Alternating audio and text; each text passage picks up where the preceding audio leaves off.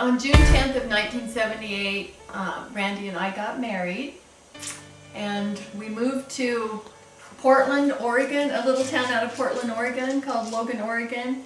And Randy was working at a lumber mill and in Boring, Oregon.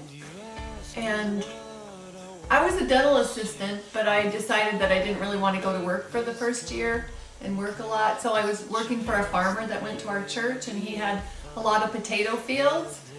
And so I was working, bringing in the potato harvest and sorting potatoes. And one day I was working, and Randy got off his job because his mill froze down. So he came to where I was sorting potatoes, and the man that owned the farm, he asked him if he would take a load of potatoes into Bluebell Potato Chip Factory, which was in the city of Portland. So we got in the big truck and we took our load of potatoes in, and on the way back, the truck was really kind of light and it was slick out and icy that day.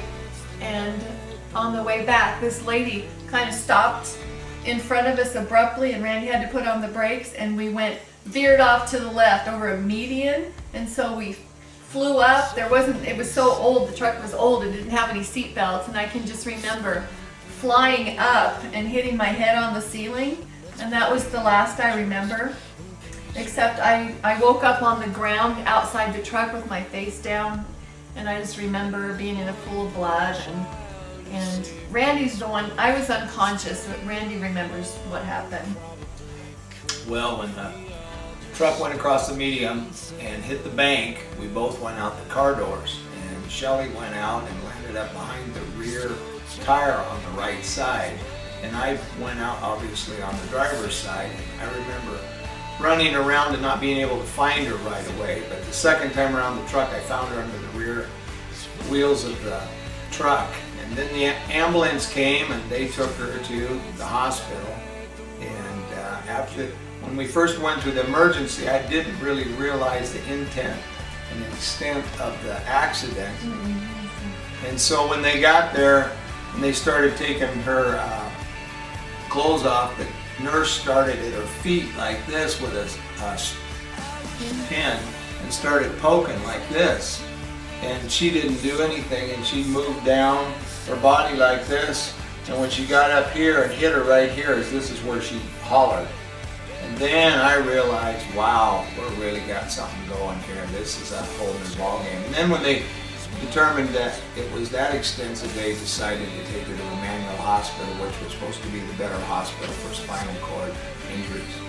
So they were there, and that evening the doctor told me this. He said, we're going to know in 48 hours the extent of the injury. Either she's going to be bedridden the rest of her life or on a respirator the rest of her life, and we'll know within the next 48 hours. So that's what I went home to the first evening, and that was quite an evening to try and sort through that stuff.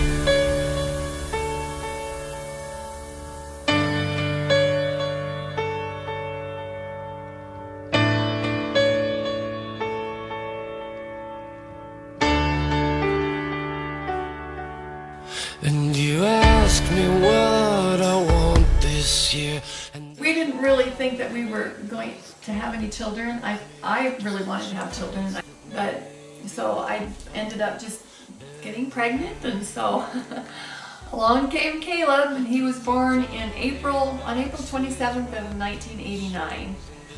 And as I thought about having children, I thought about how I could do it, so I had a pouch that I had kind of wrapped around my chair, and I just, when he was just newly born, I just put a pillow in there and just tucked him in there, and I just rolled him all around, and I had him in this nice little pouch. And I had a friend that had muscular dystrophy, and she had a baby, so she gave me her crib side that her husband made, and it was made of plexiglass, and it opened and closed on the side of the crib like this, so I could put Caleb in bed and close the doors, and so that made it a lot easier for me because I couldn't get over the top of the crib. At that time I didn't have a wheelchair that went up and down, and so that was really, really helpful. And my dad made a changing table for me to Velcro him on so I could change his diaper, and I had a lot of support and help, and I had a great husband who was there all the time and helped me when he got home from work. And so it was with God's help and people's help, I was able to take care of Caleb, and that was really a handful. So take these words and sing out loud, 'cause everyone is forgiven now, 'cause tonight's the night the world I begins. woke up that night in the hospital. I realized that I had an injury, a neck injury, a spinal cord injury at the C6-7 level, and you have 8 cervical vertebrae in your neck, and I broke mine between the 6th and the 7th vertebrae. And so I was paralyzed from here down, which I have my biceps and I have most of my triceps, and I also broke my clavicle and I broke my scapula in a couple places, and I cut my ear pretty severely on this side, and that's where all the blood was coming from when I woke up at the scene of the accident. And so that was really the extent of my injuries. When I woke up, I had ice tongs in my head that had like 15 or 20 pounds, and down the back of the bed it was pulling on my head, so I had to lay flat with those ice tongs in for several weeks. And then after that they gave me a halo brace that went around my head, and they screwed it into my skull in 4 places. And when they screwed it in, they have to do it when you're awake. I mean, they give you medicine, you know, so you're not that aware, but I can remember the sound of the drills and them just drilling in my head, and it was the most excruciating thing I've ever been through.